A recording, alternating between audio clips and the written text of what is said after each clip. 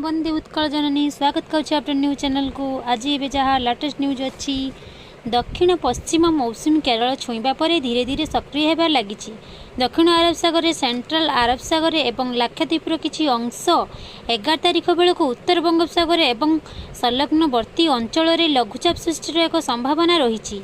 यार प्रभाव में मौसुमी अधिक सक्रिय होबार संभावना रही। एसहित ओडिशार अधिकांश स्थान को मौसुमी छुईब। आसंता 10 ରୁ 14 तारिख जाए प्रबल वर्षा होबार संभावना रही। पाणीपाग विज्ञान जासन निकोलास कहिसंती एही लघुचाप डीप डिप्रेशन रूप नहीं पारे। ओडिशा बांग्लादेश उपर यार प्रभाव रहिबो एवं को विज्ञान केन्द्र सचिव माधवन राजीवन कहिसंती मौसुमीर प्रबल वर्षा सहित बन्या परिस्थिति आनिबार संभावना रही। पाणीपाग विज्ञानी संदीप पट्टनायक सूचना देइछन जे इंडियन मेट्रोलॉजिकल डिपार्टमेंट अनुसार लघुचाप डीप डिप्रेशन हेबो सत किंतु साइक्लोन चांस बहुत कम किंतु प्रबल वर्षा होबार संभावना अछि।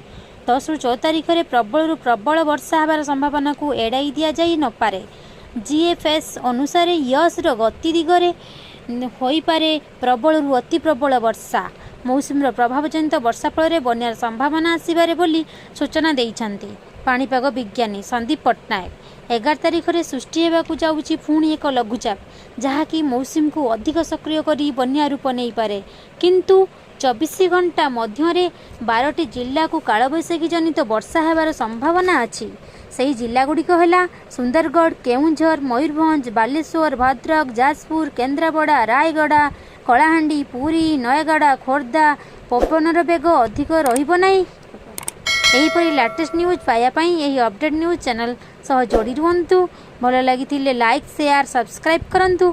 मास्क पिंधतु, सामाजिक दूरता बजाय रखंतु, भले रुहतु, सुरक्षित रुहतु। जय श्री कृष्णा, वंदे मातरम।